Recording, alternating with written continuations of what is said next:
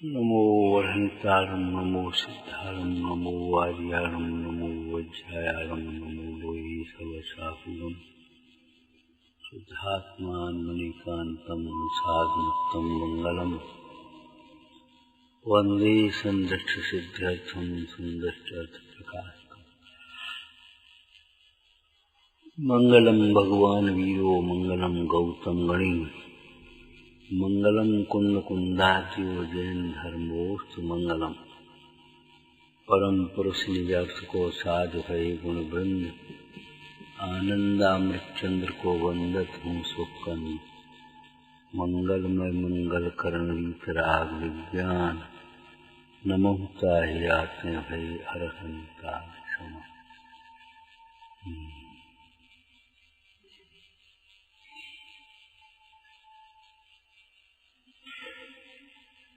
कितनी सुंदर चर्चा है। सुगति का साधन समाधि है। सुगति का साधन समाधि है। परिणामों से जीव की सुगति होती है, परिणामों से जीव की कुगति होती है। संक्लेश परिणामों से कुगति और विशुद्ध परिणामों से शुभगति और वीतराग परिणामों से पंचम गति। यथा मति तथा गति। यहाँ मति का अर्थ केवल ज्ञान मत लेना, बुद्धि में परिणाम साथ में अंतर्गर्भित ले लेना। ज्ञान कहने से सम्यक्त पूर्वक ज्ञान होता है, इसलिए सम्यक दर्शन अंतर्गर्भित है। बिना सम्यक दर्शन के ज्ञान को ज्ञान ही नहीं कहते। और जहाँ ज्ञान होता है तो जानबूझ करके गड्ढे में कौन गिरेगा? जो पाप को दुख का कारण जानेगा वो पाप का सेवन क्यों करेगा? हो जाए पाप का परिणाम आ जाए तीव्र हृदय में तो उसकी निंदा ग्रह करेगा, लेकिन ये तक नहीं है जानबूझ करके पाप का परिणाम करे उसमें आनंद माने। ओके, हम जानते हैं पाप दुख का कारण, ऐसे ज्ञान को ज्ञान नहीं कहते।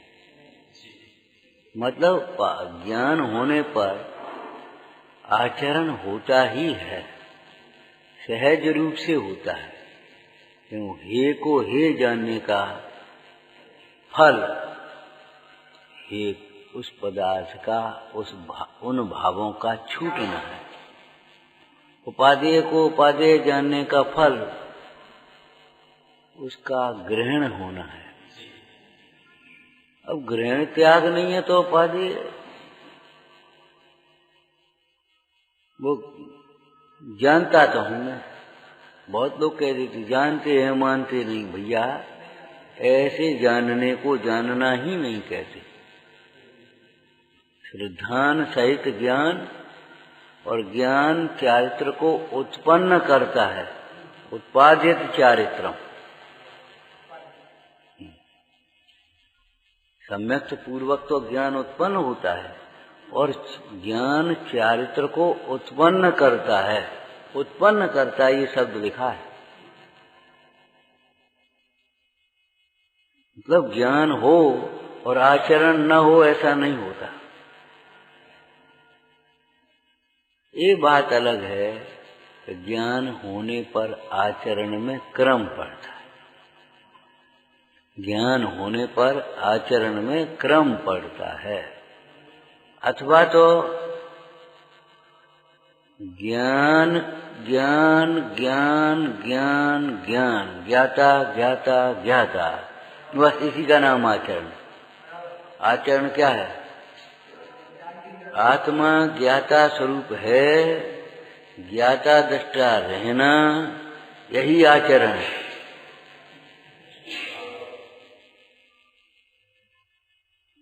बस ज्ञाता दृष्टा रह जाऊं, मद मत्सर मोह विनश जावे। मद मत्सर मोह उत्पन्न नहीं हो, ज्ञाता मात्र रहे, इसी का नाम आचरण है। और ज्ञाता रूप अपने को अनुभव न करे तो कैसा होगा? दुखी होगा। फिर उस दुख को दूर करने के लिए पर पदार्थों की ओर देखे, वहां राग द्वेष करे, बस उसी का नाम असंयम आचारित्र है। और वहीं कल्पना करके सुख मान लेवे, ये भ्रांति है। उसमें मग्न हो जाए, वो रौद्र ध्यान है। उसको प्राप्त करने के लिए आकुलित हो, दुखी हो गए, वार ध्यान है। माने सब उसी में लग जाए। ज्ञाता स्वरूप है आत्मा, और ज्ञाता स्वरूप केवल ज्ञाता स्वरूप नहीं होता, ज्ञान के साथ में आनंद भी होता है। तो जो ज्ञाता स्वरूप होगा वह आनंद रूप होगा। नियम है ये।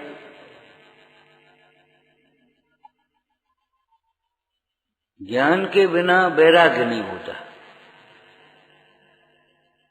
लेकिन वैराग्य के बिना भी ज्ञान नहीं रहेगा।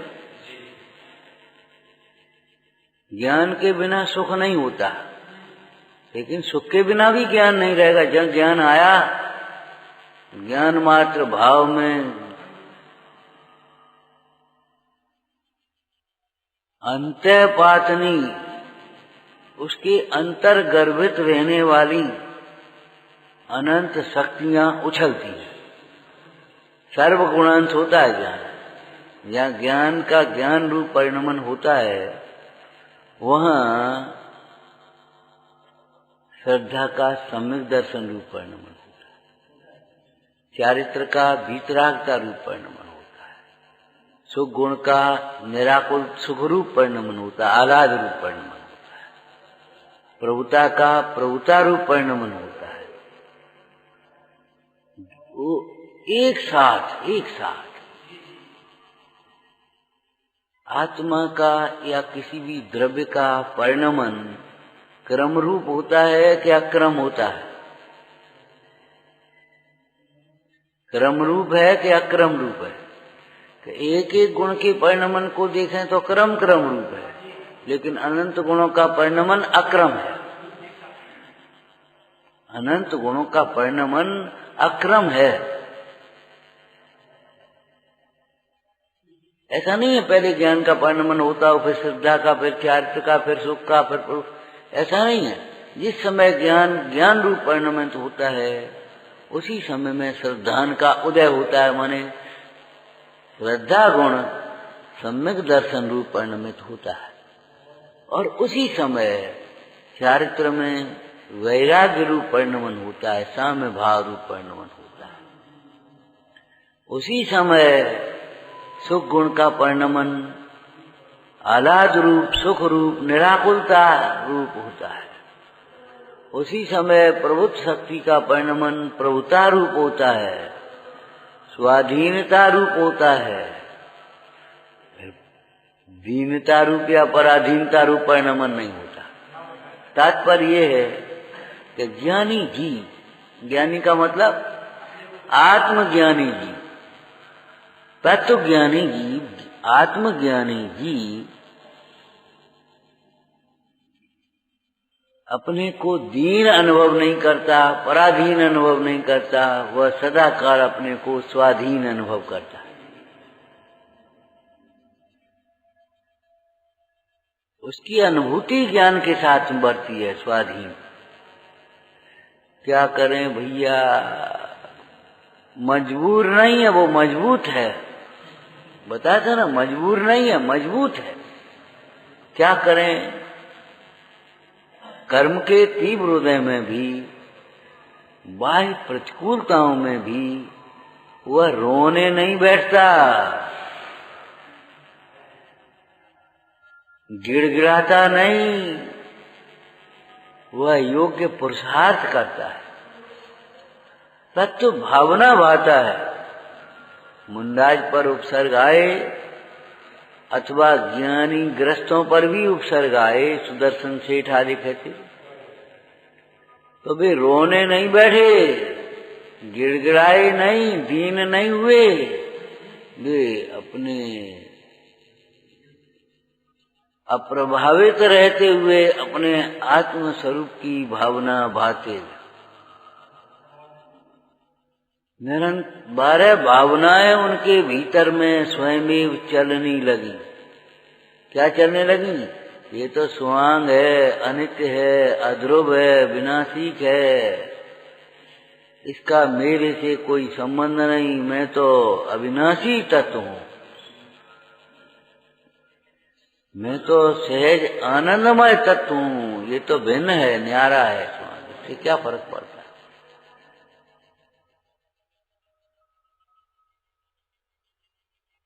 दृष्टांत, जैसे कोई विवेकी अगर धूल में गड्ढे में गिर भी जावे तो वह रोता नहीं है पसर करके, वह अपनी पूरी ताकत से खड़ा होता है, धूल झाड़ करके आगे चल। सहाय की भी जरूरत हो तो वह पंच परमेष्टि का स्मरण करता है। किसी सज्जन को देखता है, भैया जरा हमें उठा देना, सज्जन का सहाय।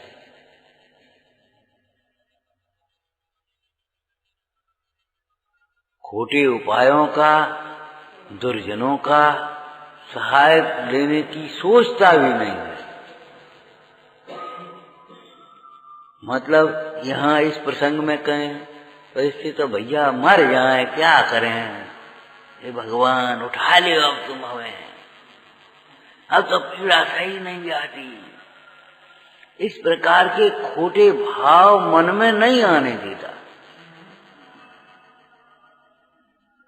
वह उस समय भी देह से अपने उपयोग को समेटते हुए, उस स्वांग से अपने उपयोग को समेटते हुए पंच परमेष्टि भगवंतों की भक्ति में एकाग्र होता है। उस वक्त तुम्हें सेठ ने ध्यान में घेरा है? किस वक्त? एक सेठ के घर में किया दारिद्र ने डेरा, भोजन का ठिकाना भी न था सांझ सवेरा। भैया अब का करें, कल का होए, जी बाल बच्चा का खाएंगे, अब तो प्राण निकल रहे हैं, सहन नहीं होती, हे भगवान। एक सेठ के घर में किया दारिद्र ने डेरा, भोजन का ठिकाना भी न था सांझ सवेरा, उस वक्त तुम्हें सेठ ने ध्यान में घेरा। जब राज रोग था हुआ श्रीपाल राज को, मैना सती तब आग को पूजा इलाज को। मैंने अपने परिणामों की संक्लिष्टता से, अपने परिणामों को संक्लिष्टता से बचाने के लिए अपने भगवंतों की भक्ति में चित्त लगाया और उस भक्ति को ही प्रतिकूलता दूर करने का कारण समझा। क्यों? पाप के उदय से होने वाली प्रतिकूलता, चाहे वो रोग हो, चाहे दरिद्रता हो, चाहे अपमान हो, चाहे भूख हो, चाहे प्यास हो, चाहे कुछ जो कुछ भी हो, पाप के उदय से होने वाली प्रतिकूलताएं, पाप के परिणाम छूटने पर सहज छूट जाती। कोई अवस्था हो बता। जब द्रौपदी का चीर था, दुशासन ने कहा, सबरे सभा के लोग कहते थे, हा हा हा, अब का है, हे भगवान, हे भगवान। उस वक्त द्रौपदी निश्चल,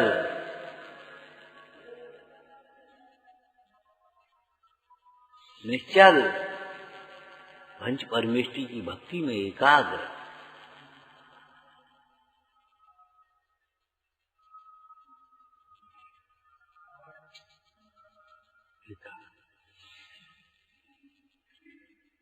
वर्तमान योग में यही तो है। निदान मत समझ लेना, दीनता मत समझ लेना।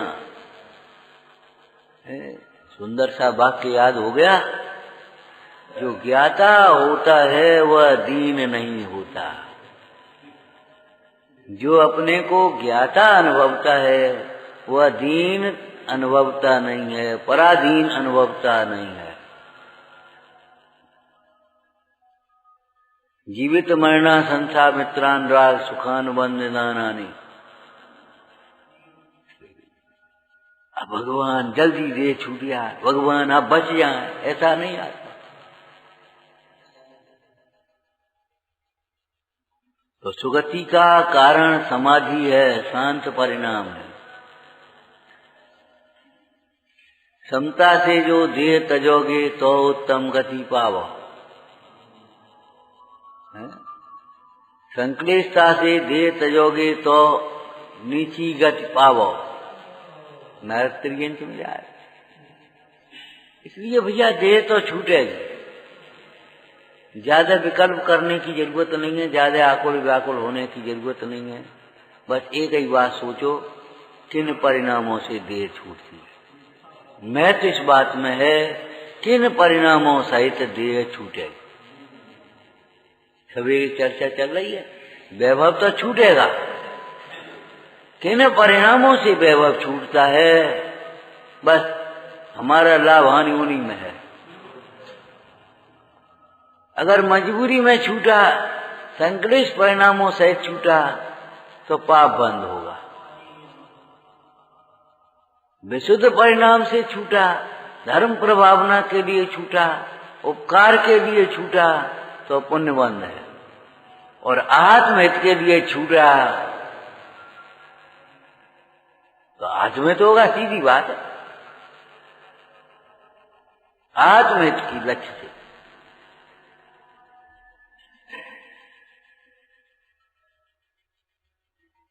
तो बहुत सुंदर चर्चा समझ लेना चाहिए। यहाँ क्या सुगति का कारण समाधि है। सुगति का कारण कोई बाहर का धन वैभव नहीं, कोई क्रियाएं नहीं, कोई क्षयोपशम ज्ञान नहीं। एक दृष्टांत याद है तुम्हें? एक राजा साधु महाराज से प्रभावित था, रोज दर्शन करने जाए, रोज सत्संग करने जाए, बैयावृत्ति करे, भावना भावे, हे भगवान कहाँ पड़े हम, कब ऐसी दशा मेरी हो, कब हम भी निवृत्त होकर के अपनी आत्मा आराधना करें, इनकी साधना को धन्य है, अब ऊपर से देगा। और क्या हुआ, एक साथ संयोग की बात दोनों का मरण हो गया, राजा का और साधु का। एक ही दिन किसी ने निमित्त ज्ञानी से पूछा दोनों की क्या गति हुई होगी, कि साधु मर करके स्वर्ग में गया है, नहीं राजा मर करके स्वर्ग में गया है और साधु मर करके नरक में गया। ये भगवान जी क्या उल्टा हो गया, भूल तो नहीं गए? कि नहीं।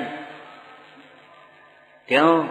राजा की नजर साधु पर थी, वह साधु दशा की भावना भाता था, उस दशा को धन्य समझता था, उस दशा के प्राप्त करने के लिए लालायित रहता था।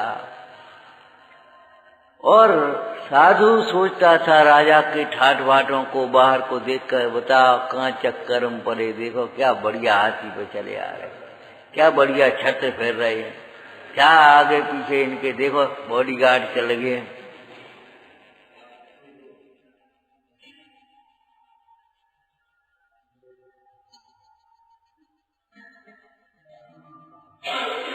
अंतर की परिणति से, अंतर के परिणाम से।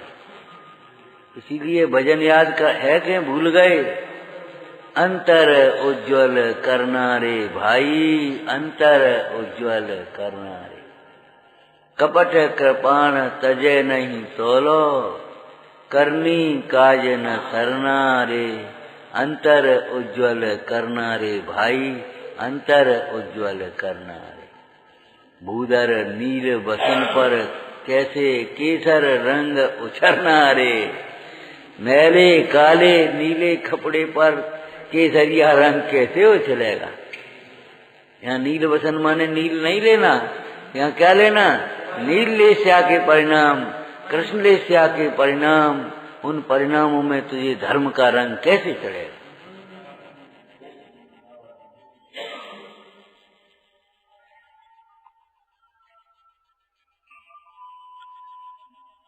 सुगति का कारण समाधि, समाधि माने शांत परिणाम। कुगति का कारण उपाधि, कुगति का कारण उपाधि। जितनी उपाधियों में पड़ोगे उतनी कुगति की ओर चले जाओगे भाई। इसलिए रायचंद जी ने लिखा, थोड़ी उपाधि में काम चल जाए तो ज्यादा उपाधि में मत पड़ो भैया। और ये उपाधि सर्वत्र है मानसिक रूप से।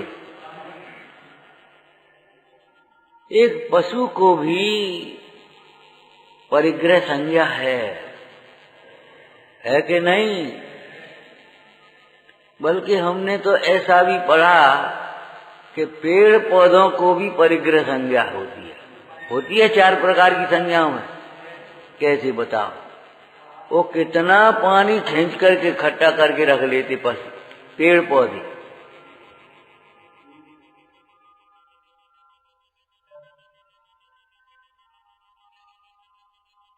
जानवर भी परिग्रह को समझते हैं। चूहा इकट्ठे कर दिए उसने बिल में रुपया, और नाचता नाचता मटकता मटकता एक दिन उस किसी ने देखा, कोई मनोविज्ञान जानने वाला होगा, उन्होंने बिल में है कहीं खोद करके निकाल लिए, नाच नाच करके मर गया।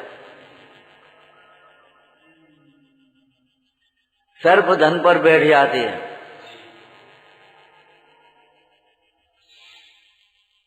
मतलब परिग्रह के लिए बाह्य परिग्रह मात्र नहीं, अंतरंग का परिग्रह प्रधान है। मूर्छा परिग्रह। तुम ये मत सोच लेना दरिद्र है कोई तो परिग्रह कम है। उसके अनंतानुबंधी परिग्रह हो सकता है। अनंत पदार्थों की क्या है।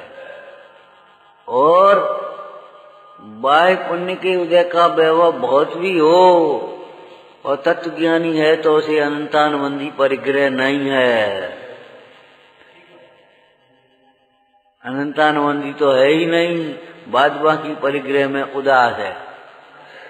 दास भगवंत के उदास रहें जगत सो, सुखिया सदैव ऐसे जीव समकृति हैं। हो गया उपदेश? हो गया ना? क्या? हाँ, सुगति का कारण समाधि है। हे भव्य जीवो, अगर सुगति चाहते हो तो अपने परिणामों को संभालो, उपाधियों को छोड़ो। समाधि मार्ग की तुम्हारी निर्देशिका में पहले लाइन लिखी है, पहला नंबर है। एक तो अपने अजर अमर आत्मा को समझो, उसके बल से आप समाधि कर पाओगे। बाहर से छोड़ने से समाधि छोड़ी हो जाएगी। अजर अमर आत्मा को समझो। दूसरी बात, उपाधियों को छोड़ो। उपाधि में पड़े रहोगे तो तुम्हारा निमित्त निमित्त कैसा ही संबंध है कि बस वहां ही तुम्हारा उपयोग लगा रहेगा, तो तुम समाधि कैसे कर पाओगे?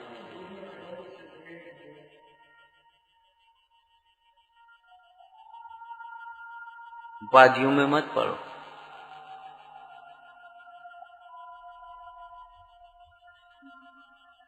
जिनको तुम सुख का कारण समझते हो भैया, वे उपाधियां दुख का कारण है।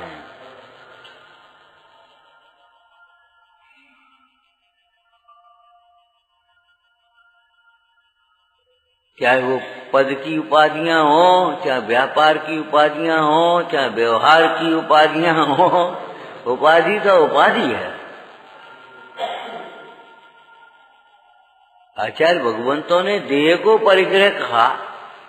नियम सार जी में टीका करते हुए मुंडराज ने जगह जगह लिखा, हर प्रसंग देह मात्र परिग्रह। माने देह को भी परिग्रह समझ रहे हैं।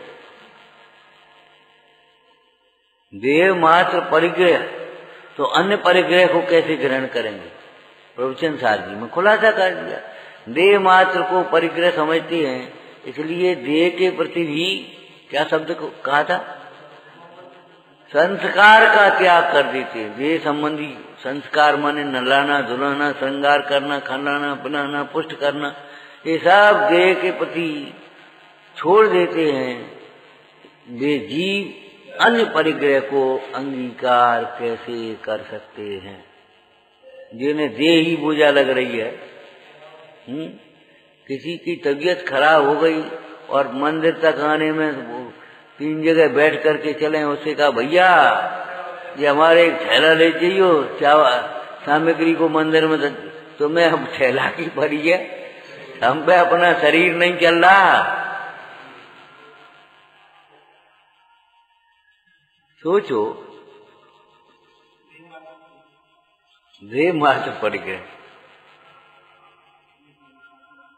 अरे इस आहार के विकल्प को धिक्कार है, जो अपना घर छोड़ करके गृहस्थ की दहली फिर लांगनी पड़ी।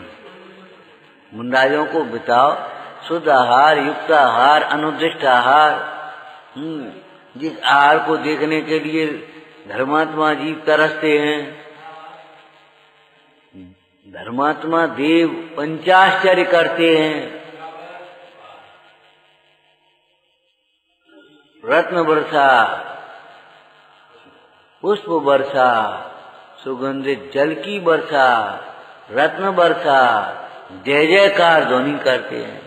धन्य दातार, धन्य पात्र, धन्य दान, अहो दातार, अहो पात्र, अहो दानम। अहो भाव जिसके प्रति लाते हैं, उस आहार के प्रति भी कैसा भाव है उनको। आहार के बाद फिर काय उत्सर्ग करें, हे भगवान ये कायाश्रित आहार कब छूटे है। आहार के प्रति काय उत्सर्ग का मतलब समझ गए? ये कायाश्रित आहार का विकल्प कब छूटे है।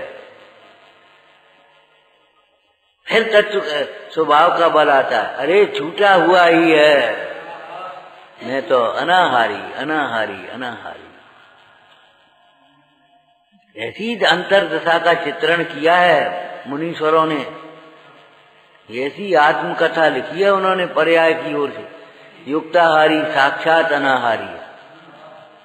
वे युक्ताहारी ऋषिश्वर साक्षात अनाहारी हैं। वे विहार करते हुए भी अविहारी हैं। समाचार नाटक में अरे बोलते हुए भी वे मौन ही हैं। डोले ये जोगासन, बोले ये मुष्ट। जो चल रहे हैं, विहार कर रहे हैं, उस समय भी वे अचल हैं।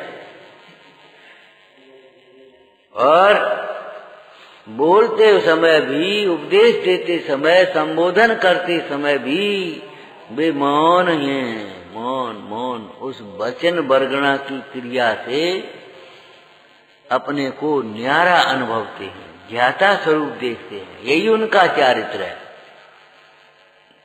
मुख्य रूप से स्वरूपाचरण में मग्न रहते, यही है उसका भाव।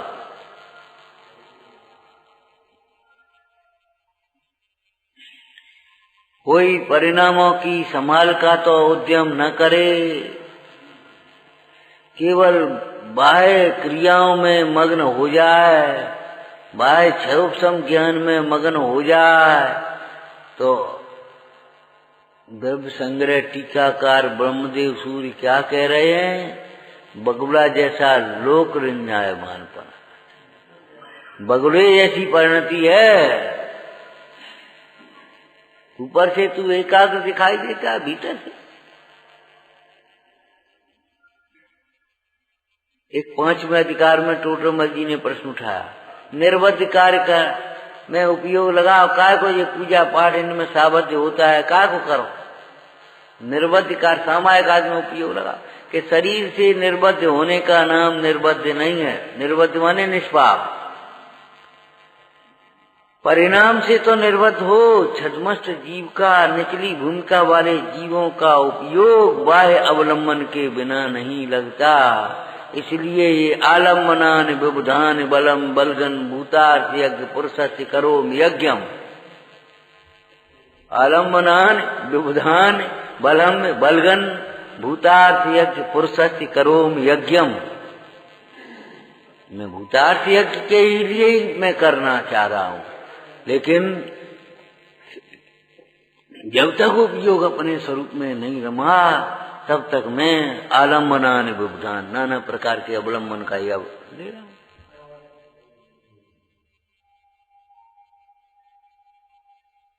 विचार करो, ऐसे समाधि को तीव्र पुरुषार्थ से ज्ञानी जी प्राप्त करते हैं। अज्ञानी उस समाधि को क्या जाने विचारे। कभी मोह के मंद उदय में कभी मंदता हो जाए सहज रूप से, या बुद्धि पूर्वक परमेष्ठी भगवान का स्मरण करे, परमात्मा का ध्यान करे, बाह्य का त्याग कर दे, उलझन नहीं रखे। जगत के जीव उसे समाधि मान लेते, केवल बंद कसा है भैया, लेकिन वो भी सुगति का कारण है, देवादि गति का कारण।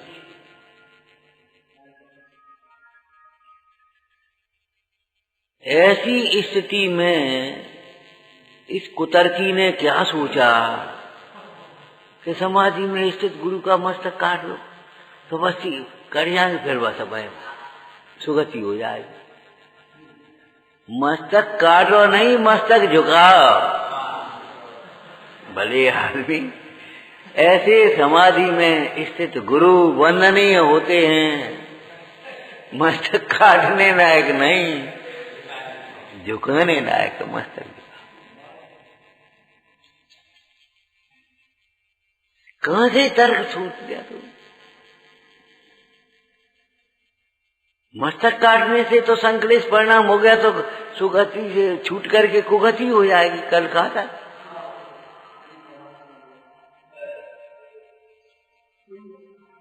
मस्तक काटने पर भी अगर परिणामों में संकलेशता नहीं आई तो सुगति होगी, लेकिन तेरे मस्तक काटने के कारण थोड़ी होगी, अंतर के परिणाम निर्मल रहने के कारण। उपसर्ग के काल में जो मुनीश्वरों की सुगति हुई, कितने ही मुनिराज पंचम गति को प्राप्त हुए, कितने ही सर्वासिद्धि आदि विमानों में गए, स्वर्ग में गए, वे अपने परिणामों के फल से गए, उपसर्ग के कारण नहीं। उनके ऊपर उपसर्ग करना तो पाप बंध का ही कारण है भैया, पाप बंध का कारण। तुम उनके भले की सोचते हो, पहले अपने भले की सोचो, उनका मस्तक काट दें तो फिर वो अब शरीर में से आत्मा निकल जाएगी। खारपटिक मत तो आगे आ ही गया कि देह के छूटने से मोक्ष होता है, ऐसा नहीं, मोह के छूटने से मोक्ष होता है, ये समझना चाहिए। देह के छूटने से मोक्ष नहीं होता, देह के छूटने पर तो मोही जीव दूसरी देह को धारण करता है। देह को छूटने वाला संक्लेश परिणामी जीव खोटी देह को धारण करता है। आड़ी टेढ़ी वक्र परिणामी माने वक्र परिणाम सहित देह छूटने वाला जीव त्रियंश गति में जाता है। केवल उन मुनिराज ने ये नहीं कहा था कि हम बे मुनिराज मांसोपासी नहीं, वे तो बिहार कर गए, हम तो दूसरे आए हैं अभी, बस चुपचाप रह गए सुनते हुए। निषेध नहीं किया, निषेध करने हाथी की पर्याय में जाना पड़ा, मृदमती, और वो तो तुमने पढ़ा ही सुना है, मरकर हाथी होएंगे धरती लटके सूंड। मान बड़ाई कारणे जो धन खर्चे मूल, मर के हाथी होए हैं धरती लटके सूंड। मतलब दान आदि के कार्यों में, धर्म आदि के कार्यों में भी जिनका मान आदि का प्रयोजन है, अभिप्राय है, अपने विषय कषायों को पुष्ट करना चाहते हैं, वे जीव तो त्रियंश शरीर को दान करें। शरीर छूटने पर अब दो हो गए उसमें, क्या मोह सहित शरीर छूटने पर संसार ही होता है, पुनः शरीर को धारण करता है। जब निर्मोह दशा में शरीर छूटता है, दर्शन मोह चारित्र मोह का भाव होने पर शरीर छूटा है, अब निर्वाण को प्राप्त होगा। इसलिए जो उत्तम गति है वह शरीर छूटने से नहीं, मोह छूटने से होती है। कषाय मुक्ति किलरेश मुक्ति, कषायों से मुक्त होना वही जीव की वास्तविक मुक्ति है। इसलिए शरीर छूटने का उपाय मत करो, और सो भी तुम अपने शरीर के ऊपर नहीं, ये दूसरे के लिए कर रहे हो। एक बार क्या हुआ, एक ने बुलेट प्रूफ का कवच बनाया, कोट बुलेट प्रूफ, समझ गए, गोली पार न कर सके, और सेना के अधिकारी के पास पहुंच गया, सर हमने ये बुलेट प्रूफ कोट तैयार किया, इस पर गोली असर नहीं करती है, आप बताइए, ऑर्डर दीजिए, सेना के लिए आप ऑर्डर दे। बोले खड़े हो जाओ सामने पहन करके। उस कोट को पहन करके सामने खड़े हो जाओ, मैं गोली चलाता हूं। ऑर्डर दूसरे के लिए भाग गया, तुम गोली पार करेगी तो विचार करो, तू दूसरों के मोक्ष के लिए दूसरों के शरीर को घात करता है। अरे भैया, मोक्ष के लिए अपने शरीर को ही घात कर लेना। ये भी अपने ऊपर नहीं घटा रहा, और कितने ही अपने शरीर का भी घात करते। काशी करोंस वगैरह लिया ना, पर्वत से गिर करके मर जाते हैं नदी में। अरे तो भैया, देह भिन्न है और आत्मा भिन्न है। आत्मा का मोक्ष आत्मा के परिणामों से, वितराग परिणामों से होता है। आत्मा का मोक्ष शरीर छूटने से नहीं होता। यह शरीर छूटने से मोक्ष होता तो फिर क्या पूछे, इतने मरने वाले हैं, सब मुक्त ही हो जाते, फिर दोबारा जन्म कौन लेता? पुनर्जन्म की व्यवस्था ही खत्म हो गई। अगर देह के छूटने से मोक्ष होता तो पुनर्जन्म की व्यवस्था खत्म हो गई। वो तो फिर नया शरीर धारण करने की व्यवस्था ही नहीं है, जाकर के बस मुक्ति हो जाएगी।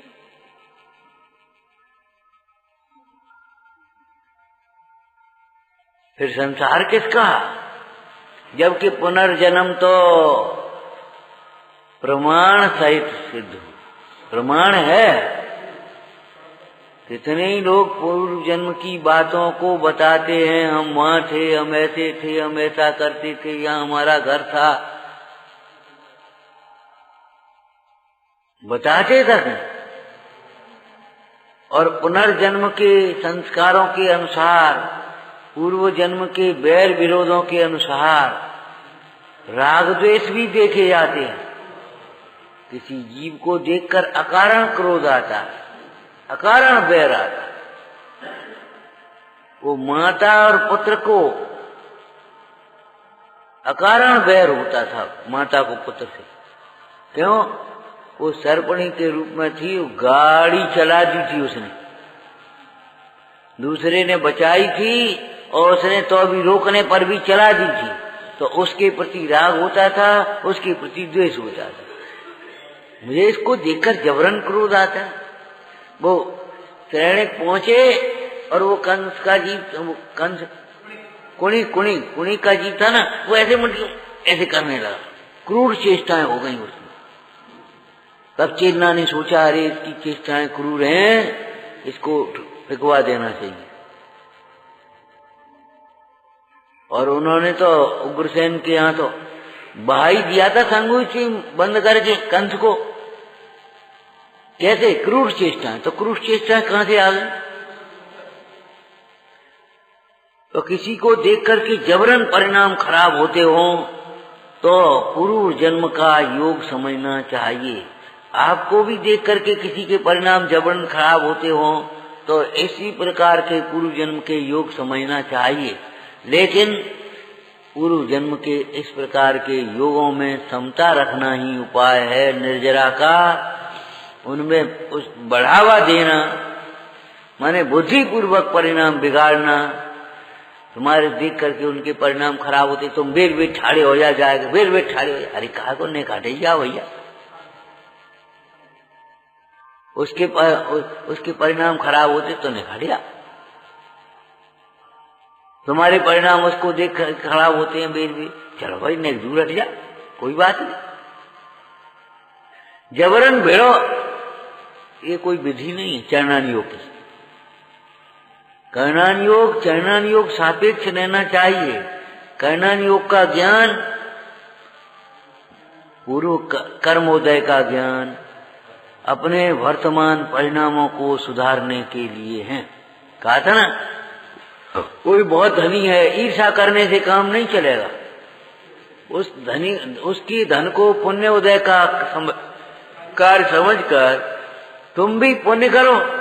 अब उनको तो भैया पूर्व पुण्य को उदय, तो तुम वर्तमान में कर लो, तुम्हारा आगे उदय आ जाएगा, उसमें क्या फर्क पड़ता। लेकिन अगर तुम ईर्ष्या करोगे तो वर्तमान का भी उदय वर्तमान में भी नहीं है और आगे भी नहीं है। वो दृष्टांत तुमने सुना होगा।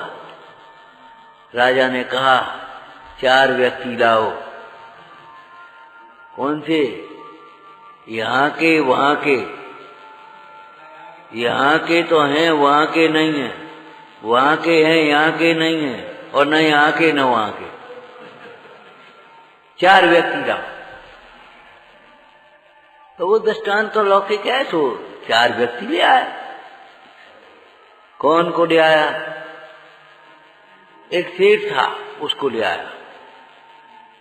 कैसा सेठ? पूर्व का खूब तो वैभव, सब अनुकूलता है, भोग संयोग सब, और खूब दान पुण्य करे, परोपकार करे, आराम से धर्म ज्ञान भी करे। देखो साहब, महाराज यहाँ के भी है और वहां के भी है। पुण्य का उदय भी है और पुण्य के परिणाम भी है, सो आगे भोगेंगे। अब दूसरा, यहाँ गरीब आदमी था बेचारा, लेकिन परिणाम बड़े निर्मल थे। अपनी शांति से 2 बातें सहन करे, जो मिल जाए सो खा पी ले, भगवान का भजन करे, किसी से ज्यादा संकलिष्टता पर बैर विरोध न करे।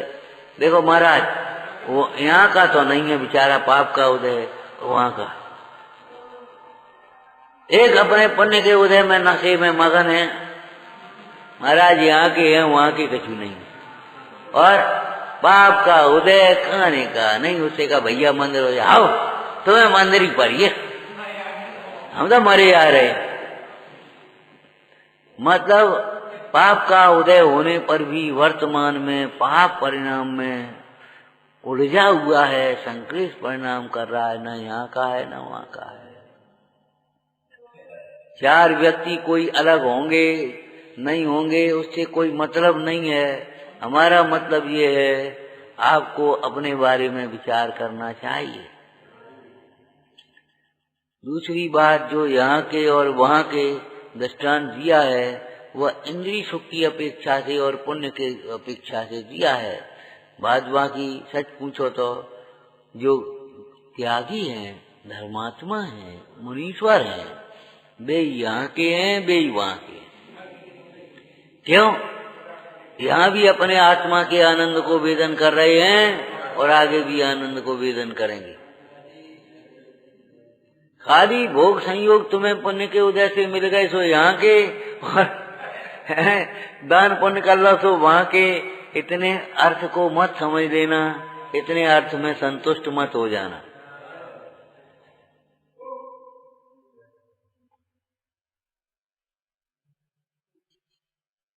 तो सुगति का कारण समाधि है, कुगति का कारण उपाधि है। ऐसा जानकर उपाधि को छोड़ करके समाधि का पुरुषार्थ करना समाधि की ओर अग्रसर होना। व्यवहार समाधि स्वर्ग आदि का कारण और परमार्थ समाधि मुक्ति का कारण, परम समाधि इसको कहते हैं। विचारना। हे जिनवाणी भारती सोई जपो दिन में, जो तेरा शरणा गए सो पावे सुख से। या वाणी के ज्ञान से